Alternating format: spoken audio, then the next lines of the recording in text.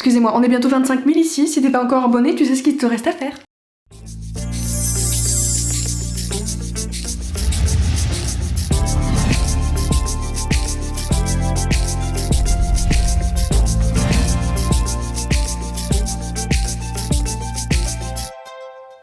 Bonjour à tous et bienvenue sur la chaîne La Bouquinade. Aujourd'hui, je vous retrouve...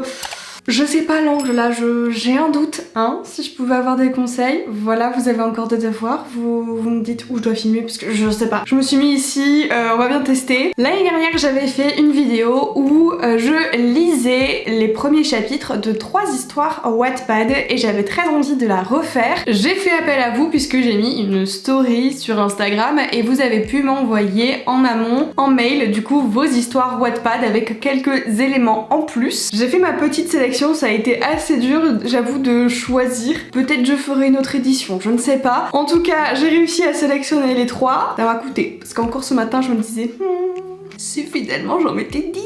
Trêve de blabla, on démarre. Alors du coup, le premier mail que j'ai, c'est de Marine qui nous dit: Bonjour Emma, merci pour ce projet de partager nos histoires. C'est vraiment plaisant de pouvoir promouvoir nos romans. Mon histoire s'appelle Don't Go, elle est disponible sur Wattpad. Il y a des trigger warnings apparemment à prendre en compte et du coup, elle a mis son résumé. Les balles fusent au-dessus de leur tête. Le sable soulevé par le vent cache toute visibilité. Un an qu'il survit dans cet enfer, pavé d'armes, de sang et de désolation. Son escadron est pris en embuscade en plein désert.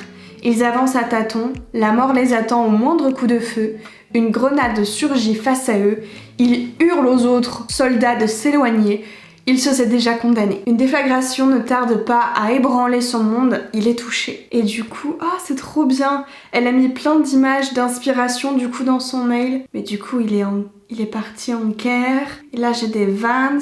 Je ne comprends pas. Maintenant, on va aller voir l'histoire sur Wattpad. C'est bon, j'ai trouvé le chapitre 1. Donc là, ça se passe 5 ans plus tôt. Chapitre 1, c'est l'une de ces matinées chaudes de septembre. Le ciel est d'un bleu azur, le soleil brûle la peau, les feuilles dansent doucement au rythme de la brise qui ne permet pas de se rafraîchir réellement. Chris est assis sur l'un des innombrables bancs de la cour, une cigarette à la bouche. La chaleur a aussi eu raison de lui. Il a troqué son éternel perfecto contre une chemise en flanelle noire et blanche, ses tatouages exposés aux yeux de tous.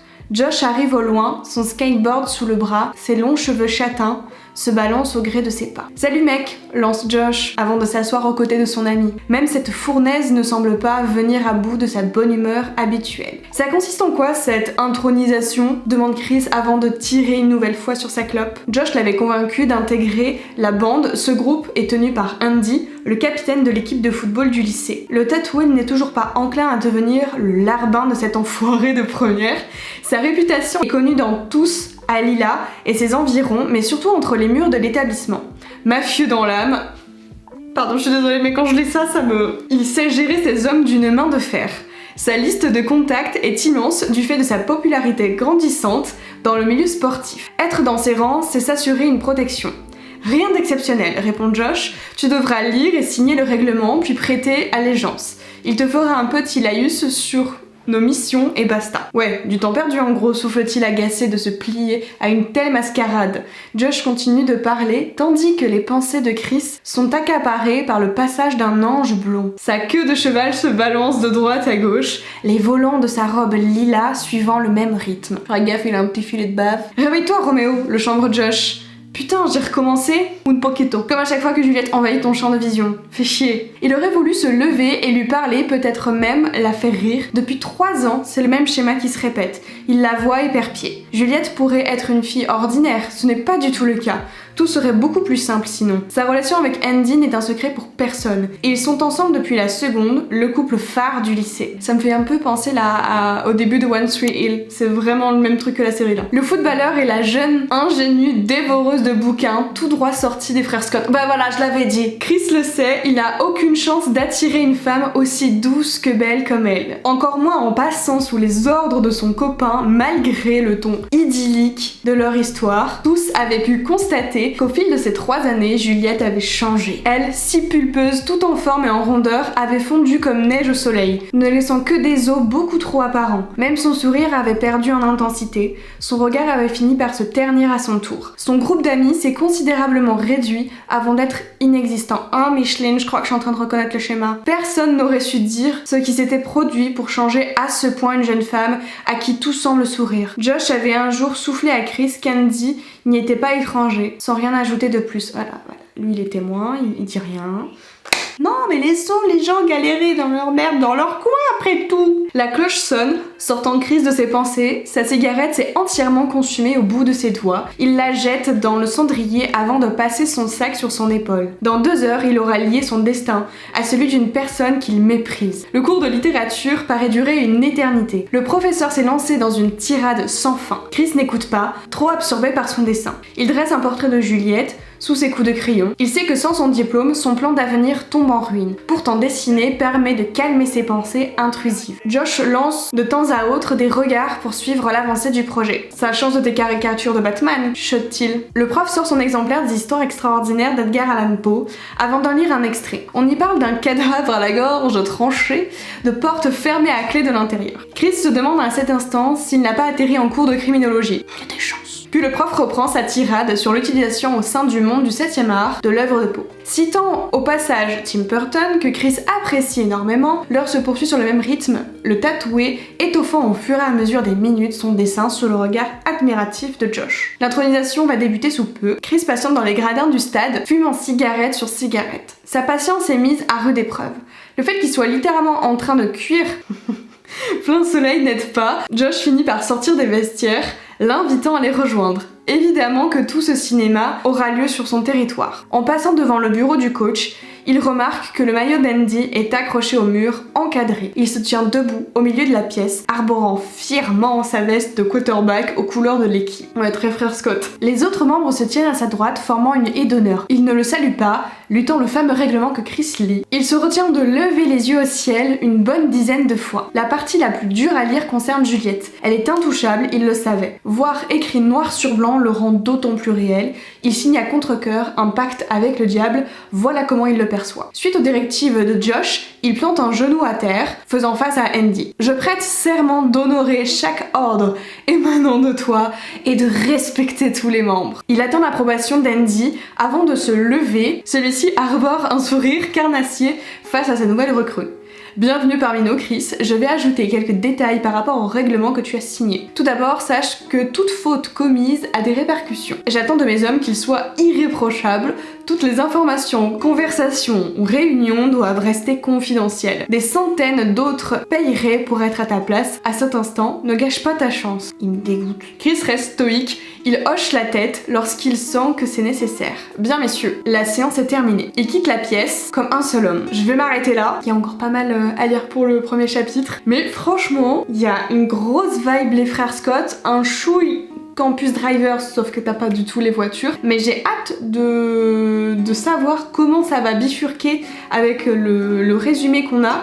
Parce que du coup j'ai l'impression que du coup il est complètement... c'est un soldat quoi, d'après le résumé. Et donc là, ça se passe bien avant. Donc j'aimerais connaître ce plot twist là où ça fait passer de... Et puis vraiment par contre la petite là, la pauvre, je pense qu'elle se fait un peu bouffer par son copain. Franchement je trouve que c'est assez bien écrit. J'ai rien à redire là-dessus. T'as un suspense parce que tu vois bien que par rapport au résumé il va y avoir un changement. Madame, je pense que c'est assez prometteur. Et elle a mis des playlists aussi qui sont disponibles. De toute façon le lien de son histoire sera dans la description de cette vidéo. Donc vous pouvez aller checker tout ça. La prochaine histoire, j'avais trop hâte parce que quand je l'ai vu passer dans mes mails, j'ai fait mais en fait je veux même pas lire le résumé, je veux vous la présenter dans la vidéo. C'est une fanfiction sur Harry Potter. Du coup, c'est un mail de Clémentine qui me dit: bonjour Emma, suite à ta story sur Instagram, voici mon histoire publiée sur Wattpad. Le titre du coup c'est Lucy Winters, un voleur à Poudlard. Il s'agit d'une fanfiction dans l'univers HP, obviously vu le titre. Je l'ai surtout écrite parce que j'avais envie de me replonger dans cet univers. J'ai choisi la période des maraudeurs parce qu'on ne sait pas grand chose de ce qui s'est passé à leur époque, donc ça me laissait beaucoup de liberté pour écrire ce que je voulais. Je voulais vraiment écrire quelque chose de cohérent avec la saga. Pour te donner une idée de l'histoire, voici le résumé que j'ai mis sur Wattpad.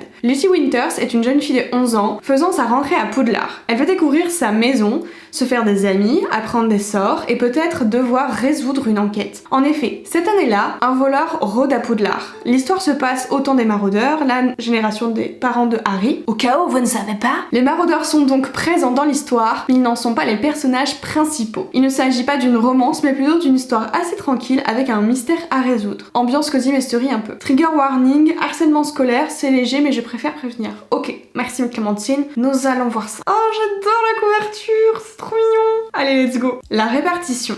Le plafond de la grande salle était rempli d'étoiles. Lucie, qui avait toujours adoré les étoiles, ne pouvait pas en détacher les yeux. Enfin, elle était là. Elle avait toujours rêvé de pouvoir apprendre la magie depuis que ses pouvoirs s'étaient manifestés pour la première fois à l'âge de 5 ans. Elle n'avait cessé de s'impatienter à l'idée d'apprendre à jeter des sortilèges. Elle s'entraînait souvent dans le jardin en s'amusant à faire voler des pâquerettes, mais surtout, elle voulait tout savoir sur Poudlard et posait sans arrêt des questions à sa mère, lui demandant de lui raconter les années qu'elle avait passées là-bas. Pour ses 8 ans, ses parents lui avaient offert l'histoire de Poudlard, qu'elle avait lue et relue de nombreuses fois. Lorsque sa lettre d'acceptation à Poudlard avait fini par arriver, l'été précédent, elle avait sauté de joie dans toute la maison. Lucie s'était longuement demandé dans quelle maison elle serait envoyée. Top, là vous me dites dans quelle maison vous êtes, dans quelle maison vous me voyez, pour voir si je suis raccord avec vous. Et une fois que c'est fait, on reprend. Mais une fois que c'est fait, c'est bon, t'as écrit, très bien, on reprend. Ce serait trop bien que tu sois à Poufsouffle. Comme maman avait dit Anna, sa petite sœur. Tu seras juste en face des cuisines, tu pourras manger plein de trucs. Non, attends, je sais. Tu iras à Gryffondor. Ils ont un lion comme emblème, c'est trop mignon. C'est comme un gros chat. Sacré gros chat. Ou alors, tu seras peut-être à Serpentard, comme oncle Harry. Ah, ok, ils font partie de la famille. Ça se passe avant. Qui est Harry? Le vert c'est super joli. Ou alors, l'enthousiasme de sa petite sœur à propos des maisons de Poudlard était intarissable. Sa mère qui avait fait ses études à Poufsouffle lui avait longuement parlé de cette maison. La salle commune, effectivement placée en face des cuisines, comme l'avait bien compris Anna, était une petite pièce très chaleureuse, toujours remplie de plantes vertes. Les valeurs principales de cette maison étaient la tolérance, la loyauté et le sens de la justice. Il était évident que sa mère en gardait un excellent souvenir. Elle avait bien insisté sur le fait que toutes les maisons avaient leur qualité et qu'il ne fallait pas avoir de préjugés. Mais Lucie avait quand même très envie d'être envoyée dans la même maison qu'elle. Son père, quant à lui, était dans Moldu. Il n'avait donc aucun avis sur la question. Il était simplement heureux et impressionné que sa fille soit admise dans une école de magie. Lucie s'avança avec les autres nouveaux, pendant que les élèves installés autour des 4 grandes tables les dévisageaient avec curiosité. Ils s'arrêtaient devant la table des professeurs et le professeur McGonagall, une grande femme en robe verte avec un chignon serré, se tourna vers eux. « Bienvenue à Poudlard », leur dit-elle d'un ton mi-chaleureux, mi-sévère. On connaît la scène. Bienvenue à Poudlard. Le banquet du début d'année va bientôt commencer, mais d'abord vous allez être répartis dans les différentes maisons de l'école. Elles ont pour nom Gryffondor, Poufsouffle, Serre d'Aigle et Serpentard. Quelle que soit la maison dans laquelle vous serez envoyé, je compte sur vous pour lui faire honneur et la considérer comme votre seconde famille. Sachez que tout au long de l'année, vos succès feront gagner des points à votre maison, mais toute infraction au règlement lui en fera perdre. La coupe des 4 maisons sera décernée à la fin de l'année scolaire à la maison ayant totalisé le plus de points. Bien, conclut-elle, commençons. Anderson Gary. J'aime bien le prénom Anderson. Un garçon s'avança, l'air sûr de lui. Il s'assit sur un petit tabouret à 3 pieds, posté juste devant la table des professeurs, et le professeur McGonagall lui plaça un vieux chapeau tout rapiécé sur la tête. Lucie savait qu'il s'agissait du fameux chapeau magique, qui était chargé de répartir les élèves de Poudlard dans l'une des 4 maisons. Elle observa la scène avec curiosité. Mais il n'y avait pas grand chose à observer. Le chapeau prit quelques secondes de réflexion avant de s'exclamer « Serpentard, c'était sûr, il avait un air hautain, c'était sûr !» Le professeur McGonagall retira le chapeau de la tête du garçon pendant que les élèves de Serpentard applaudissaient le nouveau membre de leur maison. Gary prit place à leur table située tout à droite de la salle. Ayant un nom situé à la fin de l'alphabet, Lucie allait devoir attendre que tous les autres élèves soient passés avant de pouvoir être répartie à son tour. Elle eut donc tout son temps pour passer en revue les différentes maisons. Black Sirius appela le professeur McGonagall. Un garçon aux cheveux bruns et à l'air rebelle s'avança. Gryffondor déclara le chapeau.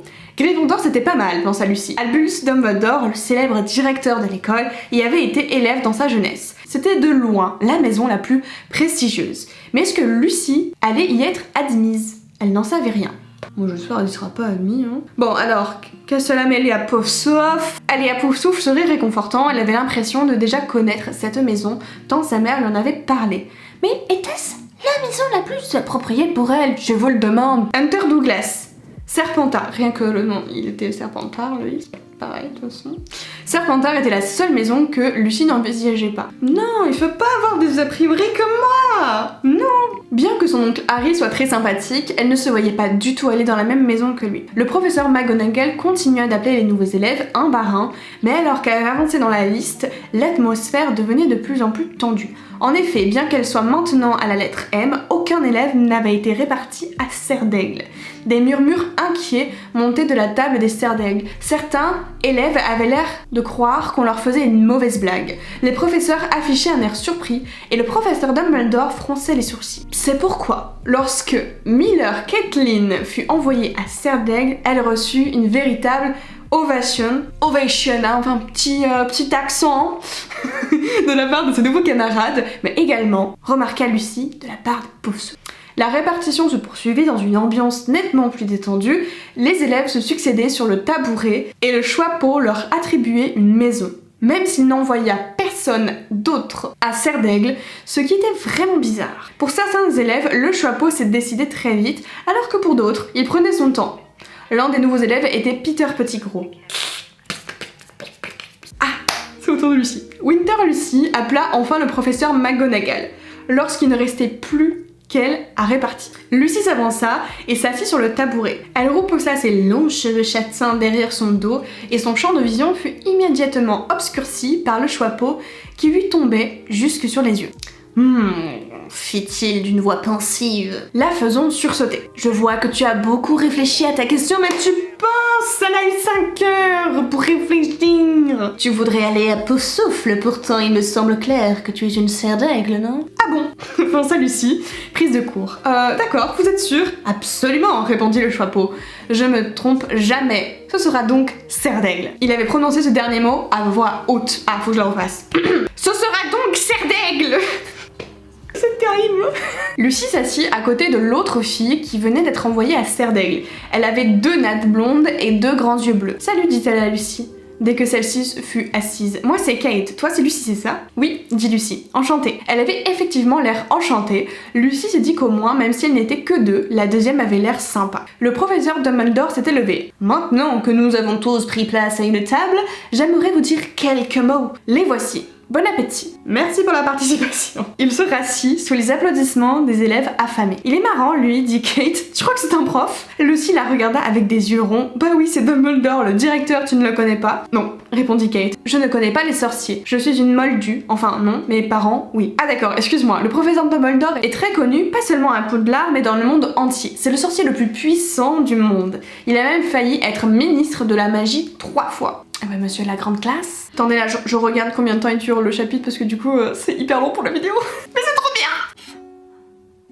Pour la vidéo c'est trop long, mais franchement j'adore, ça fait tellement longtemps que j'avais pas lu de fanfiction Harry Potter, c'est hyper bien écrit, j'aime beaucoup parce qu'on a du coup plein forcément de références qu'on connaît et tout, et j'aime bien. Là on est du point de vue des Serres d'Aigle, du coup, enfin on va être du point de vue des Serres d'Aigle, et j'avoue que j'ai lu aucune fanfiction où on pouvait avoir un peu plus de détails sur cette maison. Passons maintenant à la 3e histoire, et c'est celle de Céleste. Et le résumé: alors que Léo est en route pour les championnats d'Europe de natation, un événement tragique vient faire basculer sa carrière. Il décide alors de tout quitter. 2 ans plus tard, il est de nouveau à Paris en colocation avec son meilleur ami Ethan. C'est là qu'il choisit une autre perspective de carrière et qu'il fait la rencontre de Juliette, une pétillante et extravagante libraire. Alors qu'elle semble n'être qu'un rayon de soleil débarquant dans son monde, celle-ci a également vu le pire et sa vie n'a plus jamais été la même. 2 âmes égarées, 2 âmes brisées dont le deuil est difficile et la reconstruction longue. 2 meilleurs amis en proie à un amour qui leur semble impensable. Quand la vie nous a bousillés, est-il encore possible d'aimer? J'ai vu que Céleste avait mis un prologue, donc je pense qu'on va lire plutôt le prologue au lieu du premier chapitre. 2 ans plus tôt. Léo. Les championnats d'Europe arrivent bientôt et je sens mon corps frissonner d'impatience à l'approche du jour J. Dans quelques jours, je me rendrai à Glasgow pour réaliser le rêve qui m'habite depuis que je suis gamin. Je n'arrive toujours pas à y croire. Des années d'entraînement, des soirées dans cette piscine, jusqu'à des heures infernales, des remises en question tous les mois, des sacrifices. Tout ça pour finir par participer au championnat de natation. Ma valise est déjà prête et j'ai fait la surprise à ma petite amie Léna de prendre un billet d'avion supplémentaire afin qu'elle puisse partir avec moi. Je lui avais dit que ce n'était pas possible pour je ne sais plus quelle excuse. En réalité, je savais déjà que je lui proposerais de m'accompagner. Normalement, nous n'avons pas le droit d'être accompagnés par nos proches. C'est mon coach qui préfère ça pour que nous ne soyons pas déconcentrés. Cependant, j'ai réussi à le convaincre que le soutien de Léna était précieux et que j'en avais besoin. Il sait que je joue gros et que le club pourrait exploser grâce à ma performance. C'est la raison pour laquelle il a accepté. Léna, elle l'ignore pour l'instant et j'espère qu'elle sera heureuse de cette nouvelle. Ça fait plusieurs mois maintenant que je la sens triste et j'espère sincèrement... Oh mon dieu, je sais ce qui va se passer. Et j'espère sincèrement que cette nouvelle lui redonnera ce si beau sourire que j'aime tant. Ces derniers temps n'ont pas été simples pour elle, je m'entraînais beaucoup. Elle a perdu son boulot d'architecte en tant que stagiaire et ses parents ont divorcé. Elle fait bonne figure, mais je sais très bien que c'est dur pour elle en ce moment. Je me suis énormément inquiétée au début. Elle ne mangeait plus, elle ne pouvait plus dormir sans somnifère, elle buvait de plus en plus et elle ne me parlait pas beaucoup. Cela fait maintenant 2 semaines qu'elle a l'air d'aller mieux et d'avoir repris du poil de la bête. Cela me réchauffe le cœur. Je l'aime plus que tout. Je sais que c'est la femme de ma vie. Nous avons tellement de projets ensemble. Une fois que les championnats d'Europe seront finis, je me suis promis de la chouchouter et de passer beaucoup plus de temps avec elle. J'arrive devant l'immeuble, un bouquet de roses rouges à la main. Je monte les escaliers, un par un, avec l'excitation qui monte de plus en plus. Une fois devant la porte, je souris en voyant le paillasson qu'elle avait acheté quand on a déménagé, Team Captain America. Je lui ai fait la gueule pendant 2 jours, Team Iron Man perso. Je sonne 1 fois, 2 fois, 3 fois. D'un coup, une chaleur désagréable m'envahit le corps. Elle répond toujours à la première sonnerie. Je crie alors son nom, silence radio. Ah, je sais ce que je vais dire. Quand j'arrive dans le salon, il n'y a toujours personne. Quelque chose cloche. Je m'avance vers la cuisine. Léna, rien. Je continue mon chemin vers le bureau, mais il est tout aussi vide que les pièces précédentes. J'arrive ensuite dans la chambre, son pyjama Marvel est étalé sur le lit, un léger sourire m'échappe. Il se dissipe aussitôt que j'aperçois une lettre déposée sur mon oreiller. Je décide de m'asseoir sur le bord du lit pour la lire. Je sais qu'elle déteste que je fouille dans ses affaires, mais je suis bien trop curieux. Puis elle ne me répond pas. Je lui envoie d'abord un SMS pour être sûre qu'elle ne soit pas ici. Hey beauté, t'es à l'appart? Surprise, pas de réponse. Je me dis qu'elle est peut-être partie faire des courses à pied. Bon, j'ouvre la lettre alors. Cher papa, chère maman, cher Léo. Je ne sais pas lequel de vous tombera sur cette lettre en premier. Pour celui-ci, je t'en prie, lis jusqu'au bout. Il y a quelques mois, j'ai découvert un abysse de tristesse que je n'avais jamais connu. En 23 ans d'existence, je n'avais jamais ressenti ça. Vous savez, une douleur invisible qui vous poignarde chaque jour, qui vous empêche de dormir, qui vous bloque l'estomac, qui vous assaille matin et soir. Vous l'avez vu, je le sais bien. Et je vous remercie d'être resté alors que j'étais incapable de décrocher un sourire. Je sais que perdre son boulot ou avoir ses parents qui divorcent, ça arrive tous les jours à plein de personnes. Je sais aussi que Léo et ses entraînements intensifs ne m'ont jamais arrêté. Je savais dans quoi j'ai signé quand j'ai décidé de partager ma vie avec un homme merveilleux. Je le sais. Mais c'était plus profond que ça. Et quand j'ai compris, c'est là que j'ai sombré. Je n'étais pas heureuse. Avec un boulot merveilleux et mes parents amoureux, je pense que ça n'aurait rien changé. Quand la réalité vous rattrape, c'est là qu'on comprend. Le bonheur ne m'était pas permis. J'ai essayé d'oublier et de me voiler la face. L'alcool ne m'a pas apaisée, ou s'il l'a fait, c'était de courte durée. Il y a tellement de choses que j'aurais dû vous dire, tellement de secrets qui sont bien trop lourds à apporter sur 2 épaules fragiles. Peut-être que c'était tout simplement par crainte de vous blesser. Mais la vérité, c'est que je suis faible. Voilà, c'est le mot, faible. Ces quelques mois m'ont achevé. Ils m'ont tué. Aujourd'hui, je n'en peux plus. Mon corps ne veut plus. Mon cerveau ne veut plus. Mon cœur ne veut plus. C'est trop dur. Je vous jure que j'ai essayé. Je vous en prie, ne m'en voulez pas. On m'a tendu la main, mais mes doigts n'ont pas réussi à s'accrocher. J'ai vu quelqu'un, mais ça ne m'a pas soulagée. Au fond, je n'avais peut-être pas tant envie qu'on me sauve. La vie m'est insupportable. Pardonnez-moi. Je suis désolée. Léna. Le bouquet se fracasse sur le sol. Chaque rose s'étale dans un bruit sourd. Je cours dans la salle de bain. Mon cœur bat la chamade, mes mains sont moites, mes jambes ne me portent plus.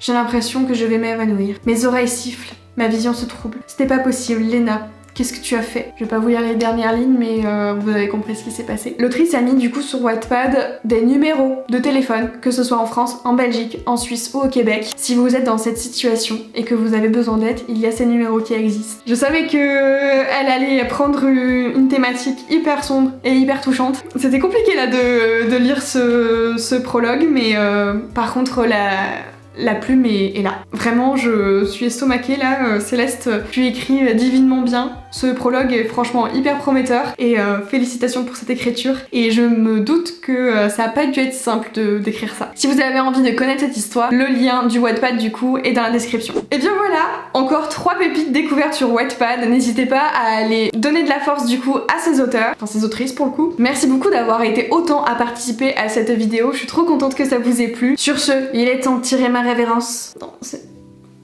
je vous souhaite de bonnes lectures et nous on se retrouve dans une prochaine vidéo. Bye!